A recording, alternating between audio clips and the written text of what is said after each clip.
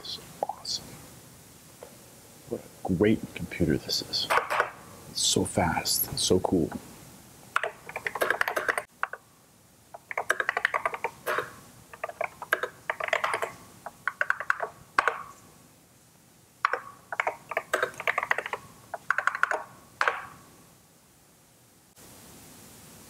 What is that? This is a state-of-the-art Macintosh 128K personal computer. Does it have internet? Internet? What's an internet? Can you play games on it at least? Of course you can play games. I have solitaire. What else do you want? Have fun with that. I will, and I'll also be balancing my checkbook on it. Thank you very much. Hey guys, what's up? I know it's been a while since I've created a video. I've been busy. As you may or may not know, I do work full-time, and it takes a lot of my time to do that job. And so in my little free time, I'm able to make these videos and programming, and also, you know, restoring these 8-bit computers. So I just wanted to create a quick follow-up video from the last video where we took the Macintosh 128K original personal computer and we kind of fixed it up, patched it up, got the floppy disk working, got the display working. And I just wanted to do a quick video on just showing you how it works, showing you a little bit about the external disk drive. You know, we'll go through the operating system a little bit, show you some of its features and some of the programs that it's able to run. And because I can tell you that throughout the process, I've become much more appreciative of what Apple was able to do back in 1984 with the 68,000 processor. I think it's incredible. That they were able to come out with this beautiful graphical user interface on this CRT display, which is very sharp, very crisp.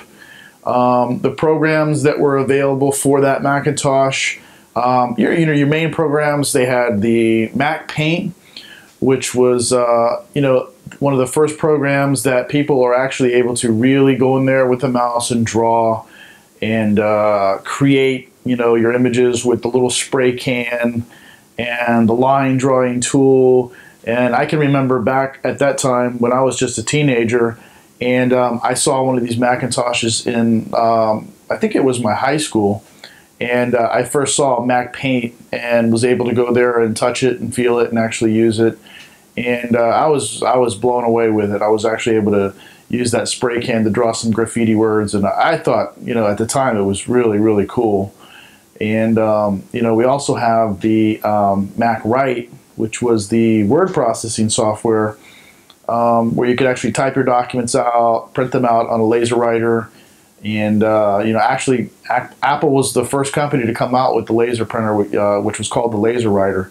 And that's one of the actual devices or one of the actual peripherals that really helped launch this Macintosh into the mainstream. Desktop publishing. Apple created that industry and they refined it, and with their font technology and the ability to, what you see is what you get on the screen is what you get out on the printer, was just incredible at the time. So Mac Write, I don't have a lot of programs for the Mac at this point because, like I said, I just opened it up a few weeks ago and restored it, repaired it. So if any of you guys have Macintosh disks or programs for the original Macintosh and you're not using them, or if you know somebody who has extra copies, I would like to have those so I could actually, add them to the arsenal here of software, and we can actually show on a video, some of the operation or some of those programs, games, utilities, whatever it might be. I'd like to collect those so that we can showcase them here on the channel. With that being said, let's power the Mac on and take a look at how it boots up. We'll take a look at the Finder. Let's look at some of the built-in stuff for the Finder. I'll walk you through some of the operation of the computer. So here we go. Alright, so we're going to go ahead and boot the Mac up and wait for it to come to the desktop.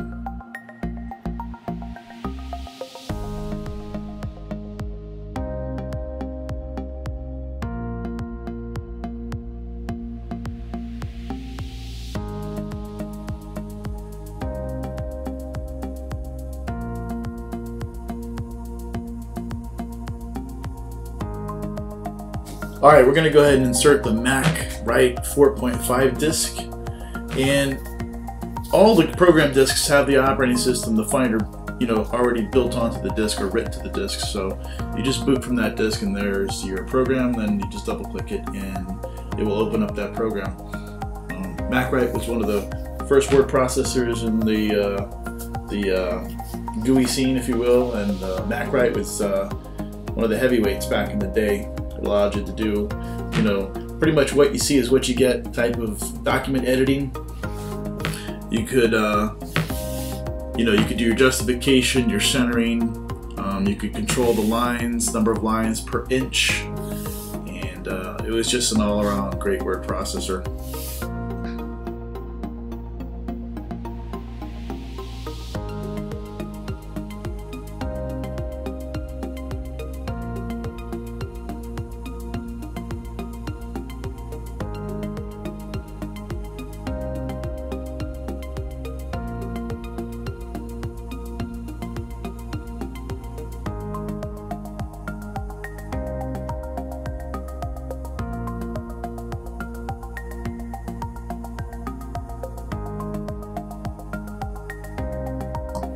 You could add your own custom tab stops, which was nice, and I think you could add any number of them, all along the width of the document to allow you to, custom tab however many spaces you'd want over for your paragraphs, your headings, or your centering.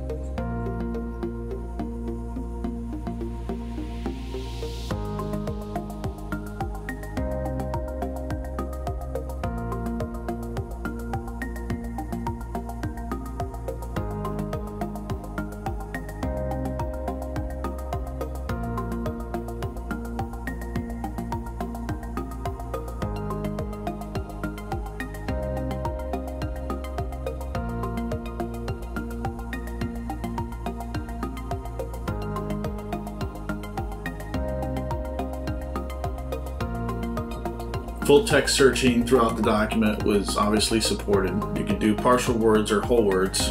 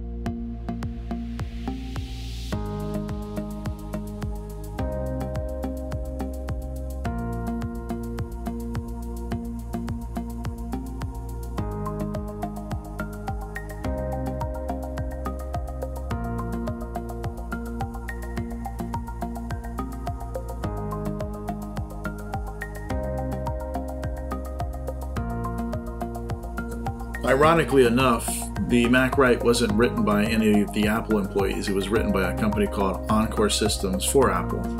And you can see their credits here. This version was created in 1985.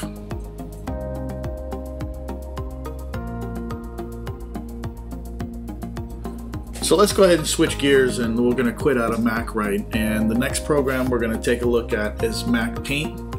And this is one of the really cool painting programs, best of breed at the time, and this is the one that really got me going on the Mac when I first saw it, back in the day.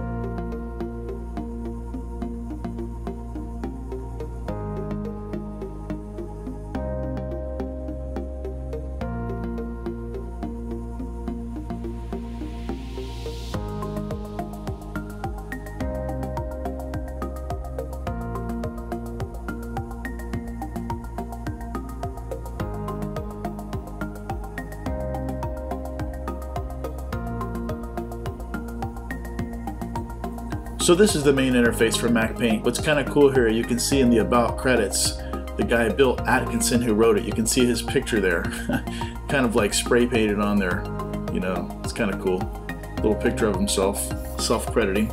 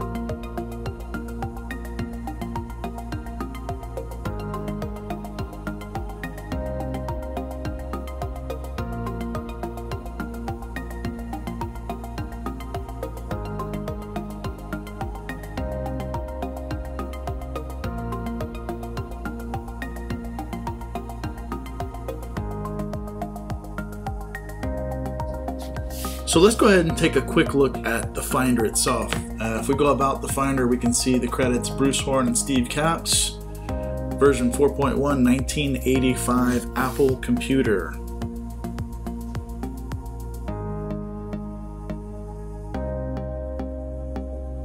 Now the Finder does have its own control panel, and inside that control panel you can control some basic items like the volume of the speaker. Okay, you can adjust the internal speaker volume for all of your little dings and bells and whistles. You can also set the date for the Mac. The date on this Mac is never going to be correct because I don't have a battery, the CMOS battery in the back. I need to order one and put it in there, and they will actually keep the date and the time proper. But there's an easy way to come in here and adjust this real quickly through the control panel, the date and the time.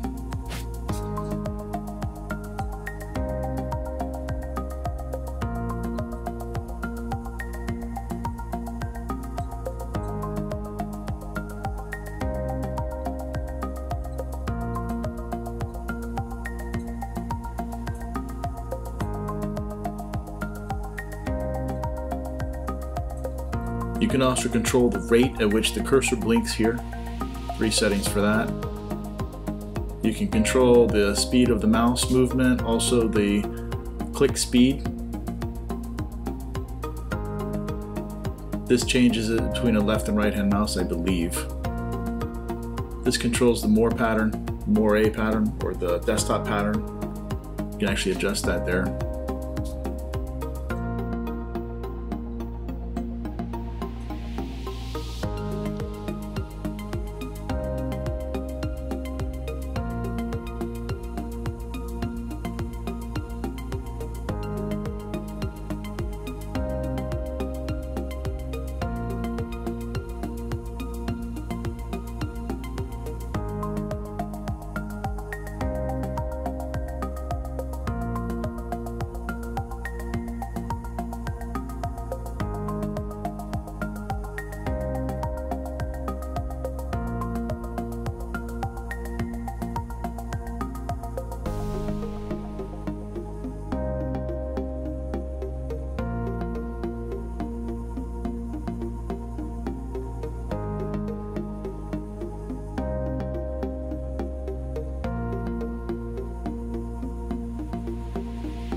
Macintosh was one of the first computers to introduce the trash can, where you could actually delete stuff and actually recover it from the trash can.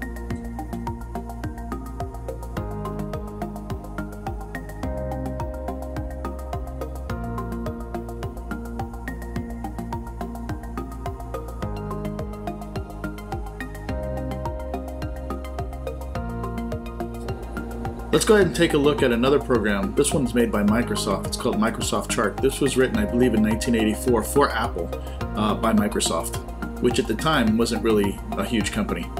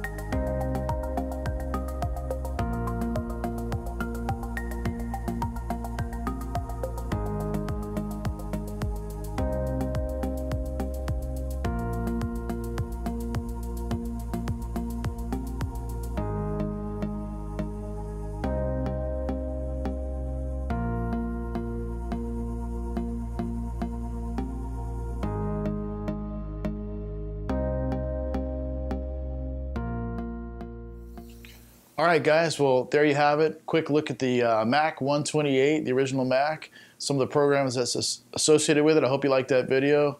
I'm working on some new videos as we speak. We're going back to assembly language programming, basic programming on the Atari.